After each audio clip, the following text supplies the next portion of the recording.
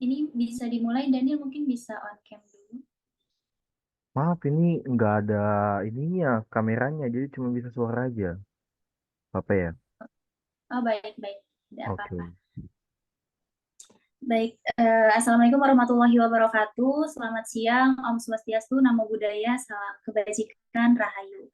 Yang terhormat, Ketua Program Studi Kimia, Ibu Dr. Vera Kurnia Dewi, MSI, dosen pengampu mata kuliah PKL, Ibu Yusi Pratiwi, MSc, dosen pembimbing PKL, Ibu Profesor Dr. Erdawati, MSc, dosen pembimbing lapangan, Bapak Wanda Saputra, SE, yang diwakilkan oleh Bapak Carlos Marusaha Martonang Artinong. Dan yang saya hormati seluruh mahasiswa program studi kimia Universitas Negeri Jakarta. Saya Reni Mayanda selaku moderator yang akan membantu berjalannya acara selama sesi ini berlangsung. Baik, marilah kita simak bersama seminar praktek kerja lapangan Merdeka Belajar Kampus Merdeka di PT Lentera Jamur yang akan dibawakan oleh mahasiswa program studi kimia angkatan 2020, Saudara Daniel Michael Rositorus, saya persilahkan.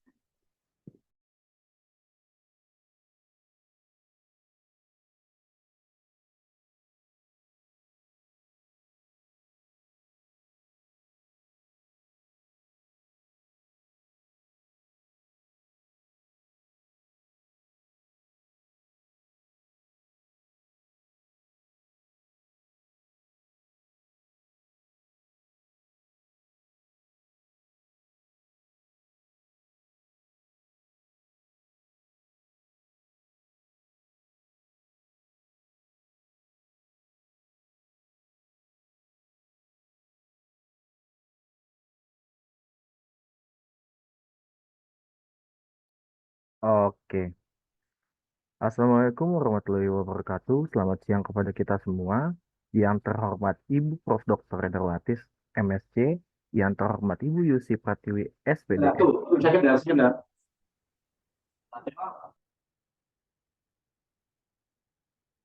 Yang terhormat Bapak Karus Marusaha Mardongan. Oke, di next. Oke. Pada kesempatan kali ini, saya Daniel Michael Roy akan memaparkan seminar saya tentang kegiatan saya di Lentera Jamur. Lentera Jamur merupakan perusahaan yang bergerak di bidang pembudidayaan jamur dan penjualan jamur di sekitar Jabodetabek.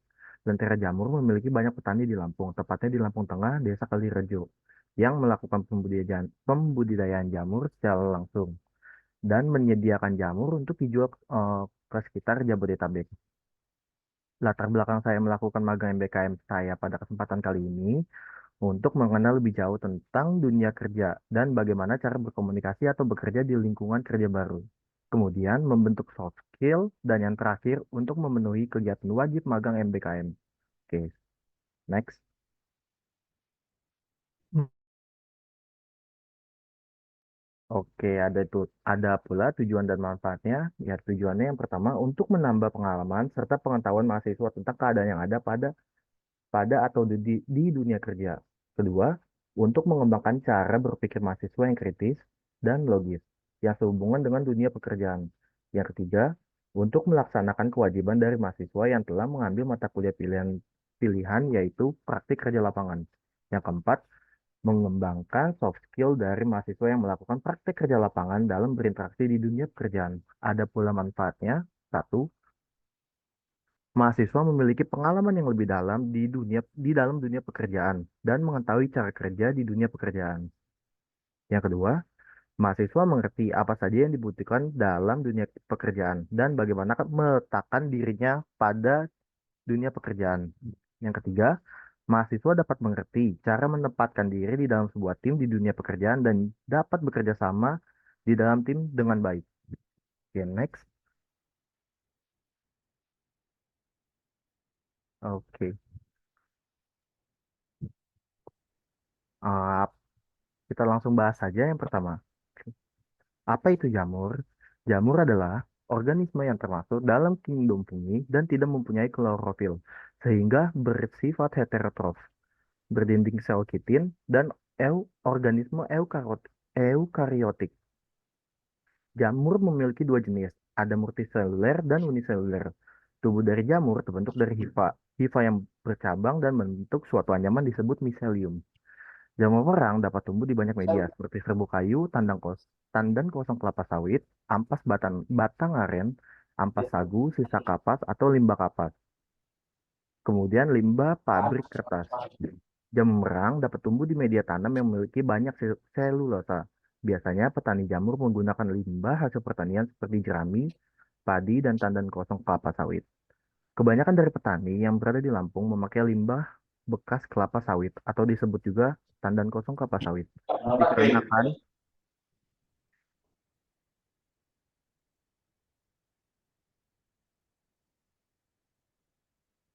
dikarenakan harganya yang terjangkau dan juga tandan kosong kelapa sawit memiliki banyak sekali zat-zat yang dibutuhkan jamur untuk tumbuh. Next, apa itu tandan kosong kelapa sawit?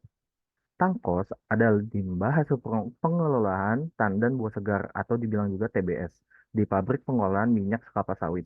Tangkos merupakan salah satu limbah padat dari hasil perebusan TBS yang telah dipisahkan dari brondolan kelapa sawit. Seiring dengan peningkatan produksi kelapa sawit, maka muncul permasalahan berupa peningkatan jumlah limbah yang dihasilkan.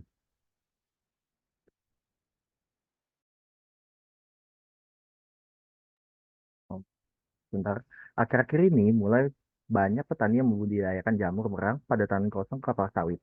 Dikarenakan tandan kosong kelapa sawit merupakan salah satu pupuk organik yang memiliki kandungan selulosa yang cukup tinggi, yaitu 5, sebanyak 57,0,4%. Selain itu, limbah tangkos juga mengandung unsur hara seperti nitrogen sebesar 1,5%, fosfor sebesar 0,5%, kalium sebesar 7,3%, dan magnesium 0,9%. Dan dengan adanya pemanfaatan tandan kosong kelapa sawit sebagai media tanam jamu merang, limbah dari pengolahan kelapa sawit yang sangat banyak dapat didaur ulang menjadi media tanam jamur merang dan tidak terbuang sia-sia.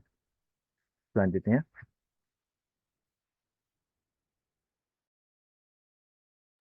nah kemudian ada langkah-langkah pembudidayaan jamur merang. Yang pertama, perendaman tangkos. Yang kedua, fermentasi. Ketiga, memasukkan tangkos ke dalam rumah jamur. Keempat, pengopenan selama 6 sampai 7 jam. Yang kelima, penaburan bibit. Dan keenam, pemanenan jamur. Jadi next.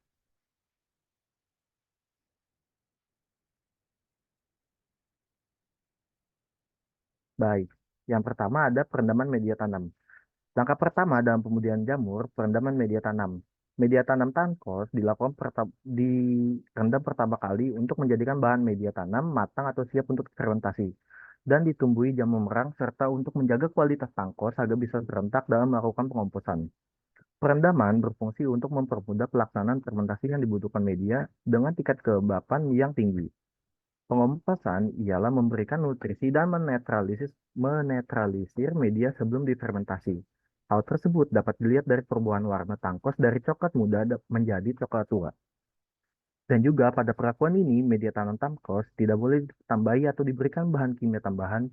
Dan biasanya pada fase ini jamur direndam selama 3 sampai 5 hari berturut-turut. Selanjutnya,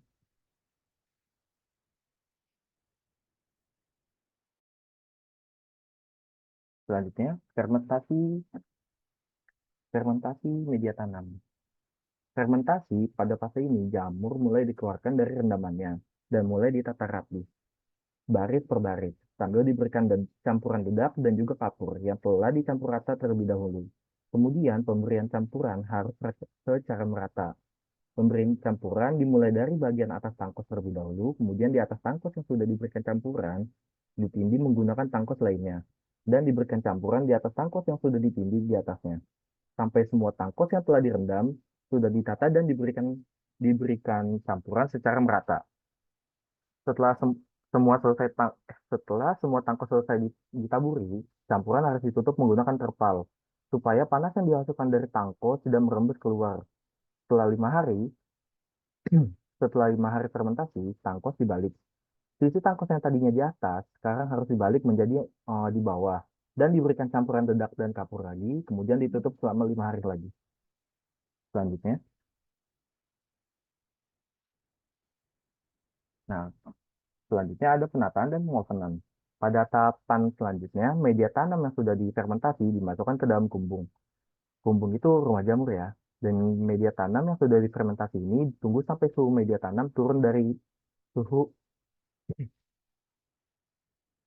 turun dari suhu media setelah fermentasi, yaitu sekitar 70 derajat Celcius sampai suhu turun ke 30 sampai 35 derajat Celcius.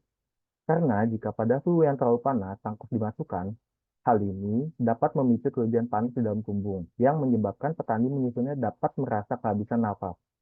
Karena kumbung jamur itu sangat pengap. Media dimasukkan ke dalam kumbung yang memiliki jendela atau ventilasi, supaya ketika suhu terlalu panas atau terlalu dingin, di dalam kumbung dapat dikondisikan.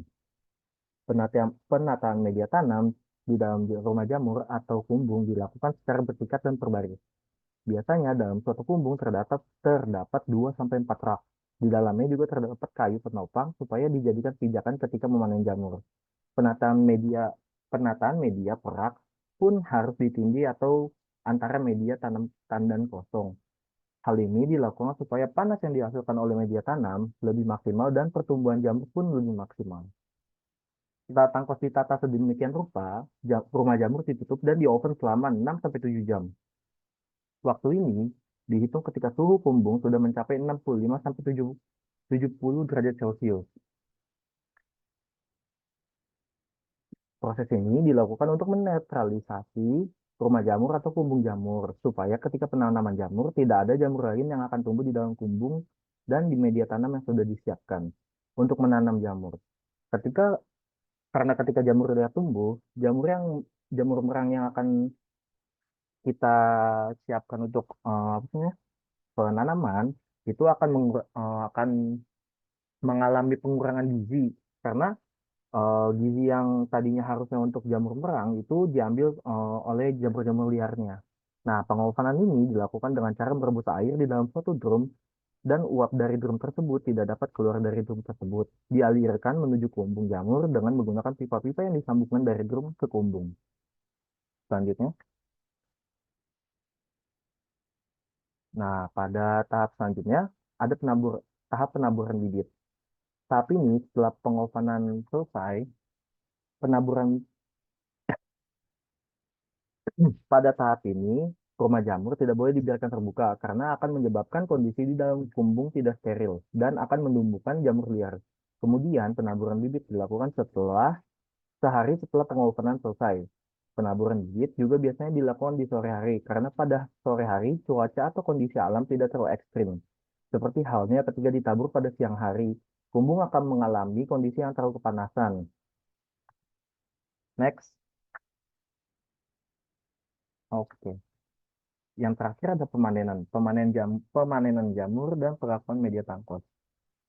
Langkah terakhir dalam penanaman jamur adalah pemanenan. Pemanenan biasanya dilakukan di pagi hari, supaya pada siang harinya jamur dapat bereproduksi kembali untuk menyiapkan jamur baru. Biasanya setelah pemanenan jamur, jamur baru akan tumbuh di tempat jamur yang lama dipetik. Dan biasanya rentang waktu jamur dipetik dan yang akan tumbuh hanya berbeda selang 1 hari. Jadi setiap hari akan ada jamur baru terus yang tumbuh terus-menerus.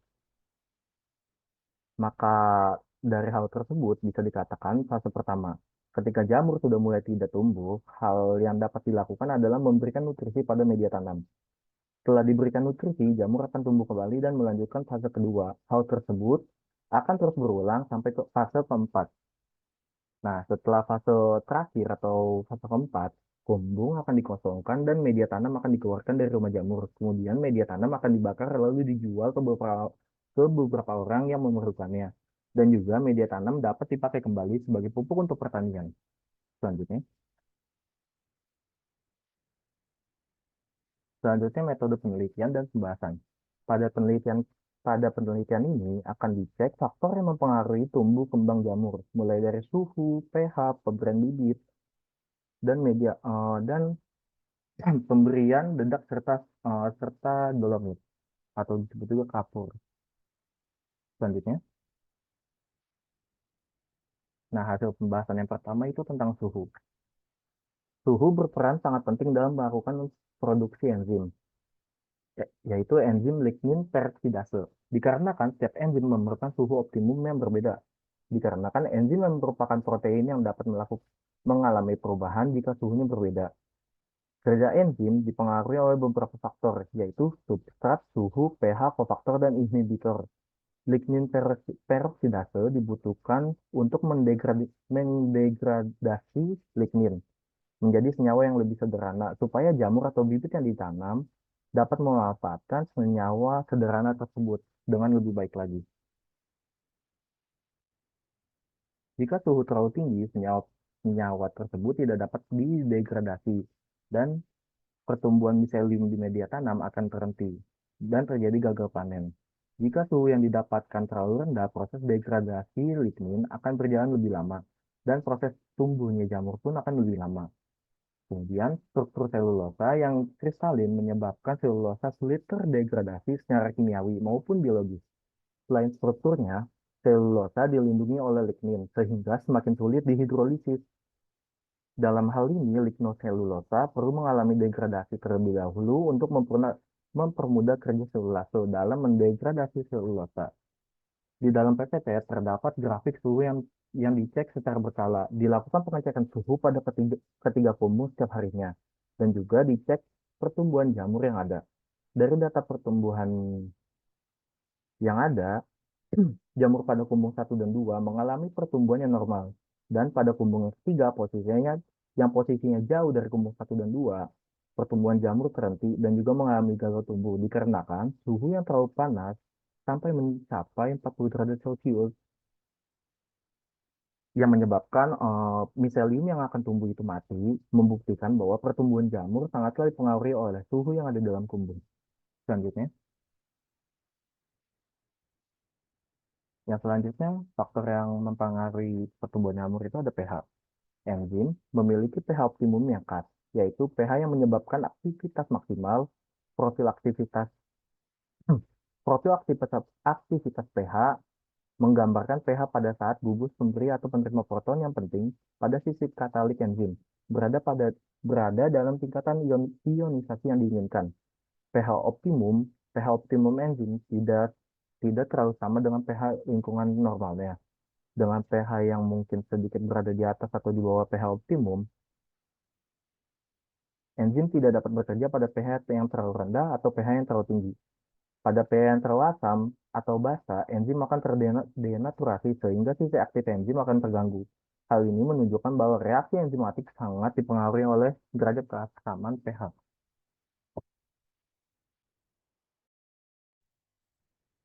Dan juga jika pH tidak sesuai dengan ketentuannya yang harusnya pada 6,5 sampai 7,0, enzim yang bekerja pada media tanam akan terhenti dan degradasi lignin akan terhenti pula, yang menyebabkan sumber bahan seperti selulosa, hemiselulosa, dan lignin tidak dapat dimanfaatkan oleh bibit yang akan ditaburi. Selanjutnya, nah yang terakhir ada pemberian dedak dan dolomit. Kondisi atau pemberian kapur berfungsi meningkatkan kesuburan dan mengurangi keasaman, serta mengandung unsur kalium dan magnesium, yang merupakan sumber mineral yang dibutuhkan oleh jamur untuk pertumbuhannya. Selain itu, kapur merupakan sumber mineral yang mengandung unsur Ca yang dapat berfungsi sebagai aktivator enzim, sehingga dapat meningkatkan aktivitas enzim selulase pada media tanam. Dan pemberian dolomit pada dasarnya memiliki tujuan untuk menetralkan pH tanah dan berfungsi meningkatkan kandungan hara dan menetralkan asam. Fermentasi dilakukan sampai media tanam jamur terasa sedikit lembek dan juga mudah terurai. Jika fermentasi tidak baik, maka pada saat penumbuhan badan jamur, banyak jamur liar yang akan ikut tumbuh. Kapur dolomit atau mineral yang mengandung unsur hara kalsium dan magnesium merupakan unsur hara yang sangat dibutuhkan untuk pertumbuhan jamur. Kalsium berfungsi sebagai bahan penguat dinding sel dan mempengaruhi kerja enzim pertumbuhan dengan cara membentuk ikatan dengan protein dan kalmodulin membentuk Ca-kalmodulin yang nantinya akan mengaktifkan enzim-enzim dalam sitosel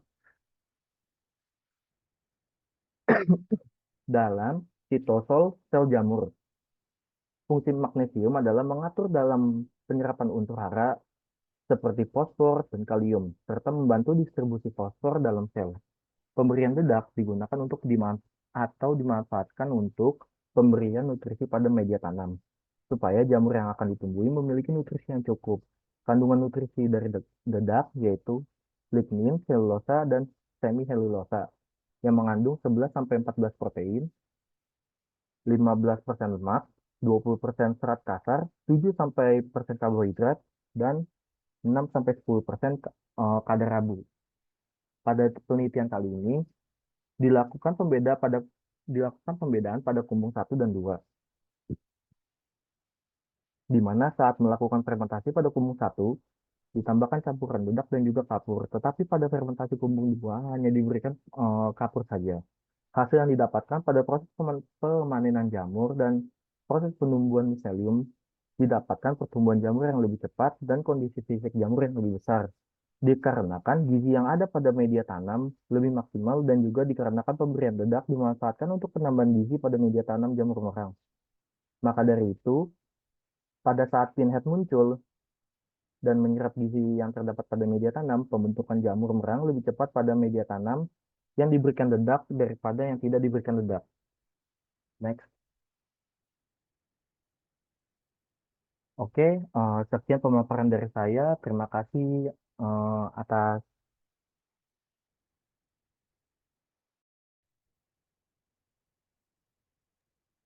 Baik, terima kasih Daniel telah memaparkan laporan PKL MPKM-nya di PT Lentera Jamur. Untuk sesi selanjutnya yaitu sesi Q&A untuk mahasiswa program studi kimia. Apakah ada pertanyaan untuk Daniel?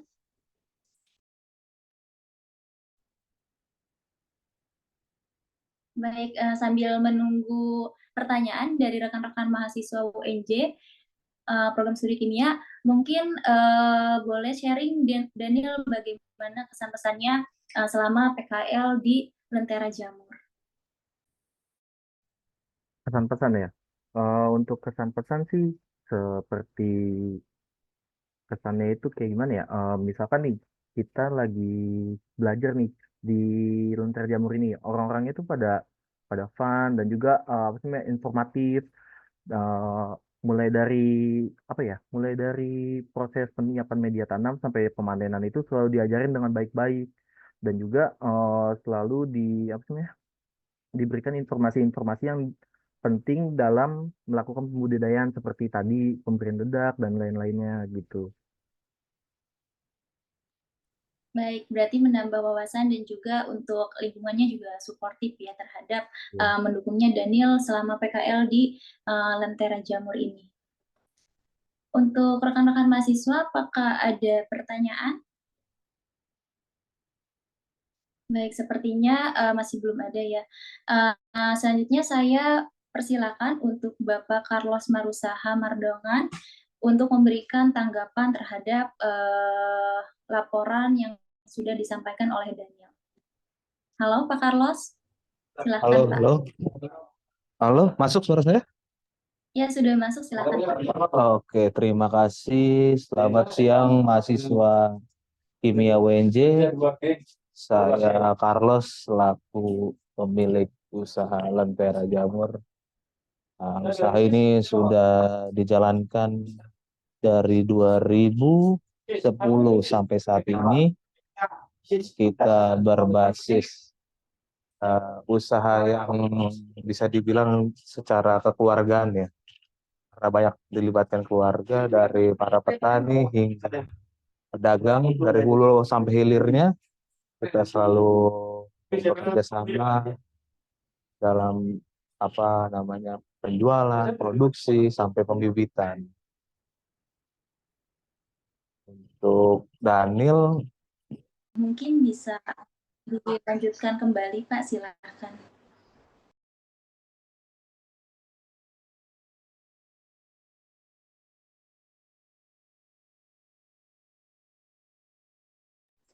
Daniel mohon bantuannya untuk bilang ke Pak Carlos untuk disconnect audio to meeting. Connect. Iya, iya. Oke. Udah. Ya.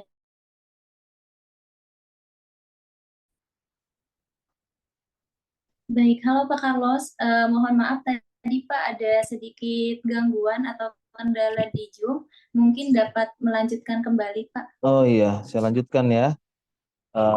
Jadi untuk kita bilang kinerja Daniel dalam penelitian jamur merang ini dilakukan sekitar 4 bulan, 2 bulan di Lampung dan 2 bulan di praktek di lapangan untuk penjualan, untuk melihat hulu sampai hilirnya. Jadi Daniel ini sangat banyak cekatan lah, sangat eh, ingin bergabung dengan yang lainnya. Rasa ingin tahunya sangat tinggi untuk mempelajari budidaya jamur merang ini.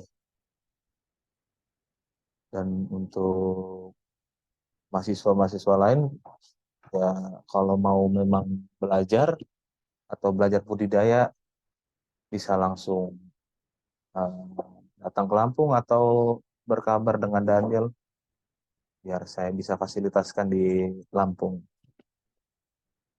Jadi jangan malu untuk menjadi petani buat anak-anak generasi muda sekarang. Ya tanggapan saya hanya seperti itu aja. Kurang lebihnya mohon maaf. Terima kasih. Baik, terima kasih Pak Carlos atas tanggapannya. Untuk Profesor Ibu Erdawati mungkin berhalangan untuk hadir, mungkin untuk Ibu Yusi ada sepatah atau dua patah kata Bu untuk menyampaikan atas. Ya, terima kasih Reni atas kesempatannya. Sebelumnya selamat datang Pak Carlos. Salam kenal, saya Bu Yusi Iya dari Ibu. program studi kimia Universitas Negeri Jakarta, Pak, selaku dosen pengampu pada mata kuliah ini. Mohon maaf untuk dosen pembimbing Daniel hari ini berhalangan hadir dalam Zoom, tapi nanti akan ada diskusi secara pribadi. Maksudnya ujiannya menyusul nanti akan bersama Prof. Erda untuk Daniel, karena Prof. Erda hari ini berhalangan hadir di Zoom. Oke, Kemudian baik. saya mengucapkan terima kasih banyak Pak atas nama program studi kimia yang telah memberikan kesempatan kepada Daniel, mahasiswa kami, untuk melakukan program PKL, program magang di Lentera Jamur ya Bapak ya tadi tentang Iya. budidaya jamur. Nah memang kemarin memang rata-rata teman-teman itu ada di industri kimia. Nah ini ada terobosan baru ini dari Daniel tentang pengembangbiakan atau budidaya jamur. Nah, sangat menarik Pak bagi kami dan mungkin ini lebih bagaimana kita mengetahui jamur itu perkembangbiakannya seperti apa. Nah, mungkin ke depan nanti kalau memang ada mahasiswa kami yang ingin belajar tentang budidaya, mungkin bisa menghubungi Daniel agar bisa dibantu nanti untuk bisa magang di Lentera Jamur. Ini di Lampung ya Pak ya? Iya Bu, benar di Lampung, Di di Lampung Lampung ya. Tengah. Daniel orang Lampung ya Daniel ya? Enggak Ibu, Ini saya orang Tangerang Ibu. Oh, ini kenapa ini magangnya jauh sekali? Iya, adanya di sana Ibu bisa pertaniannya. Oh gitu, memang tertarik di Iya. ini ya. Baik, Daniel, Ibu ucapkan selamat sudah menyelesaikan magangnya. Nanti untuk selanjutnya ujian bersama Prof. Erda, silahkan mencari waktu ya, nanti menghubungi beliau kapan waktu yang bisa disepakati untuk melakukan ujian ya. Kemudian kepada pihak Lentera Jamur, saya ucapkan terima kasih banyak dan Pak Carlos atas kesediaannya pada siang hari ini bersedia hadir bergabung bersama kami dalam mengikuti seminar PKL atas nama Daniel Mikel. Mungkin itu saja Reni dari saya. Terima kasih. Ibu kembalikan ke moderator untuk ditutup seminarnya. Baik, terima kasih Ibu Yusi atas tanggapannya. Sekian presentasi dan juga seminar untuk PKL MBKM sesi untuk PT Lentera Jamur ya. Saya Reni Mayanda, pamit undur diri. Wassalamualaikum warahmatullahi wabarakatuh.